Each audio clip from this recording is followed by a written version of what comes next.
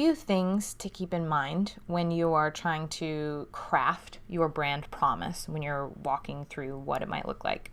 The first is keep it simple. Whatever promise you're making to the reader, it should be very easy for them to understand. Write 1 or 2 sentences, no more than that, about what you want your reader to get out of your brand and out of all of your different series. If someone were to go through and read everything that you've ever written, what sense would you want them to be left with? And just write 1 or 2 sentences about that. The second thing to keep in mind is that whatever your brand promise is, whatever you decide to make it, you have to follow through on that. Meaning that the books that you write and the series that you write, for starters, but also the social media content that you develop, the taglines that you write, the blurbs that you write about your books, the videos that you make for your brand, the author live stuff that you do if you choose to do that, the advertisements that you make, the paid advertisements that you do, all of this stuff has to somehow point back to your brand promise or deliver on that brand promise. You need to be able to follow through on whatever promise it is that you're making to your reader. One of the reasons that it's so important to focus on authenticity and realness is that you need to be able to follow through. You have to be able to deliver on whatever promise it is that you're making. The third thing to think about is that it should be relatively unique or it should be comfortable. And I talk more about this in some of my other courses, but your brand promise could be unique, but it could be comfortable. People choose to participate in brands or they choose to consume products based on one of 2 things. Either they're looking for something new and interesting and different, or they're not. Maybe they're looking for something comfortable, something easy. I think about myself with this, with watching TV and movies. I like TV shows, but I don't like movies. And the reason is because when I'm watching TV, I want something that is comfortable, something that is easy, something that I know that I'm going to enjoy. I'm not looking for new stuff, hardly ever. And with movies, you get 2 hours of newish content, right? But with a TV series, once you watch the first episode, the rest of the series, it is going to reflect what you experienced in that first episode most of the time, or maybe the second episode. Sometimes pilots of TV shows are like a little crazy, but whatever. So for me, when I'm watching TV, I'm looking for something comfortable. And frequently, it's the same for me with books. I'm looking for something comfortable. I'm not necessarily looking for something unique and different and like the best thing ever. I'm looking for something comfortable. And so when you're thinking about your brand promise, you need to ask yourself, is my brand going to be unique? Am I going to offer something that's really different? Or is my brand promise going to be comfortable? Are people going to come back because they feel drawn to it because it feels familiar? So I'm not convinced that you can be both crazily unique and completely comfortable. And I think a lot of people sort of ride the line, right? I think writing to market is about creating comfort. I think not writing to market is about being unique. A lot of people try to ride the line between having some pieces of their work that are comfortable to the reader and some pieces that are new and different. But when you're talking about your brand specifically, I think you should focus on either being crazy unique and different or crazy comfortable, like people are coming home, right? You need to decide which side you're going to follow through. And you need to know that as you're developing your brand promise. The fourth thing to consider is that it should be distinct. Now, this might sound like it contradicts the whole being comfortable thing, but it doesn't. It needs to be distinct, meaning that people can recognize your brand when they see it. So just because it's comfortable, think, I don't know, cozy mysteries. That seems like a comfortable thing for a lot of people. your cozy mystery series can still be different. It can look different. It can present differently. It offers the comfort of a cozy mystery. It offers the comfort of a happily ever after. It offers the comfort of a mystery solved, but it can be distinct from other cozy mysteries by however you choose to present it. Maybe your logo, maybe your colors, maybe all of these different pieces. All of the different pieces of your brand and the way that they come together should be distinctly you. And then the fifth thing that I have to remember as you are developing your brand promise is that it needs to be consistent over time. It can change and it can grow, but it should be relatively consistent as you move forward. If you make big changes, you should make them deliberately and with purpose. And your audience should be able to look at your brand and ask, why did they make this change? And understand why you made the change. So being consistent over time, I think, is really key.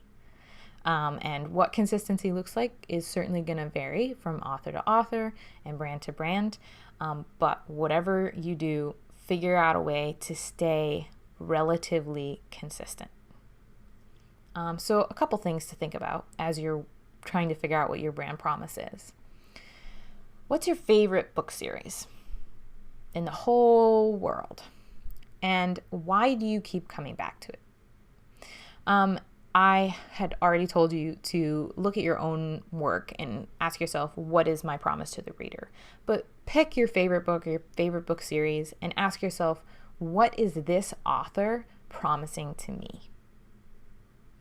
And this is a really good exercise to ask yourself, why do I keep coming back to this? So that you can try to put yourself in the head of a reader and say, why might they want to come back to me? Now, it's also important to keep in mind that not all readers are like you.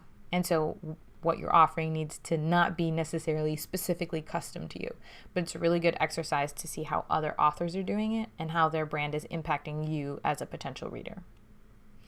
A few examples of brand promises. I personally find examples are helpful. Excitement. When I think about the, I forget the name, Artemis Fowl series. I used to love that series. I think about excitement. It's a really exciting series. It's like every other page, something new and different is happening, and you just keeps you turning the pages because you're like, okay, this is crazy. What's going to happen next? It's excitement. I think adventure can be a general brand promise. Exploring new ideas, exploring new things. Your characters go on adventure. Maybe you write in an adventure genre, but you can offer adventure to your readers through your brand. Magic, maybe magic is a really easy brand promise. Maybe your literal genre or the key pieces of your genre are literally your promise to your reader. That would probably be on the more comfortable end, right? If it's horror, you promise that your reader's going to be scared. There's so many different ways that you can scare your readers that don't involve books. You can, thinking about social media content, you can ask your readers to share their scariest moments. You can share scary movies, talk about scary television, right? You are promising fear, you're promising horror, you're promising the elements of your genre. And so you just need to ask yourself, how can I follow through on that as I am sharing and growing and building my brand? Romance is actually a really easy brand promise to fulfill.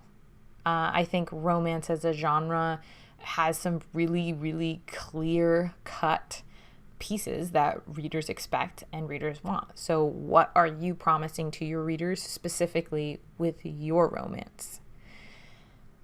Maybe your promise to your reader is just beautiful prose. Maybe you're a really elegant writer and that's what you're offering. That's great.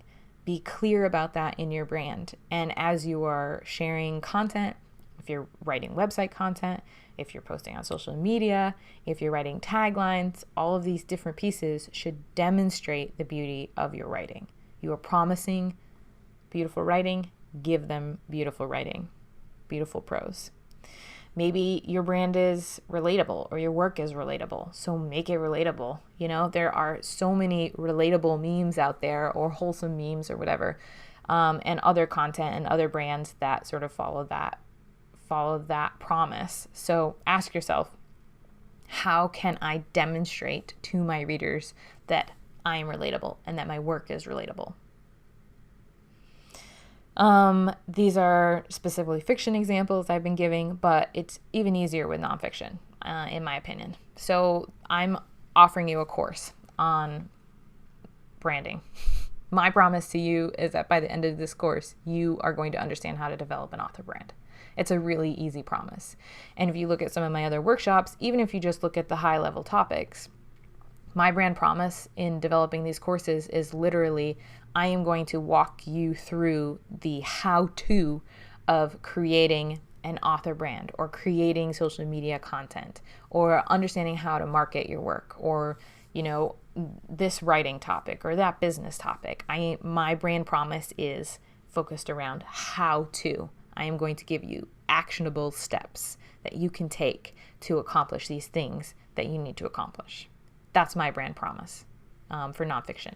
Maybe your brand promise is about logic and rationality. You promise a rational perspective on a particular topic. Maybe your brand promise is about spirituality and being inspirational. Maybe your brand promise is about telling a real life story. It's about accuracy and it's about truth. Nonfiction, I think brand promises tend to be a lot more straightforward. So, when you're thinking about your brand promise, keep it simple. Make sure you can follow through on it. Understand or decide whether you're going to focus your brand around being unique and different, or around being comfortable, and that focuses on how your reader feels. Make sure it is distinct, so a reader knows what they're seeing when they see your stuff, and that they can remember it easily. And stay consistent.